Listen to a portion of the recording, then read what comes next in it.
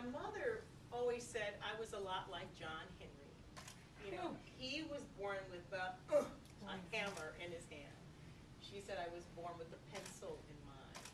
I can't ever remember a time when I wasn't writing. Even before I knew paper had been invented, I used to write on the wall, much to my mother's displeasure.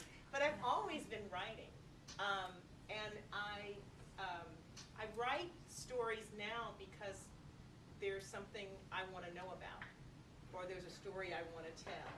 Or as I say to young people, if there's ever anything about your life that you don't like, you can change it. You know, having that pen in your hand gives you all the power in the world. My mother inspired me to write my book. My book is Time for Mommy. When I was pregnant, 6 months pregnant, my mother challenged me to date myself every single week. And she said that she was a mom that had gotten lost in motherhood. She no longer knew what her preferences were, what she loved anymore. And she said, look, if you stay connected to who you are, you'll never have to do that. And she was the source of my inspiration. I want people to understand how challenging it is to grow up in a country whose values are so different from the values of the home. And when you have parents who are immigrants who came from Asia, where the values are you know, don't talk, you know, don't be assertive, just stay in the shadows, never speak up. And then you go to school and it's speak up, you know, be assertive or you'll never survive. And juggling that and being able to straddle the fence, going home and being the good Chinese daughter, going to school and being the outgoing cheerleader. I mean, these were the things that I and many immigrant children like me had to do to survive. And, you know, we learned, and I think we learned pretty well. So, I've always said that I really had the best of many worlds. And growing up in this country and learning from the best women I know to be assertive, I am.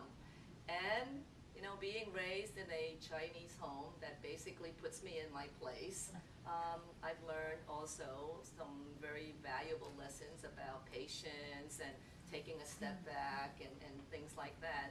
So I think like a Westerner, but I have the heart of an Easterner, and somehow that combination has really kept me pretty grounded. So I hope people see that about me, that, you know, I'm a genuine person that has learned a lot of survival skills, but at the end of the day, when I go home, I'm there with my mother, knitting, holes, but knitting and watching Chinese movies.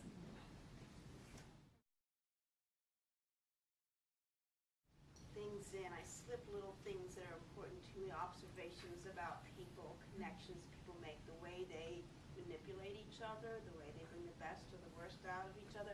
But I'm very conscious that I'm writing fiction and I'm luring my reader in, and that I want it to be a good story. And so I'm very careful not to make it seem didactic anyway, but I do slide in things, and I love collecting things that people tell me.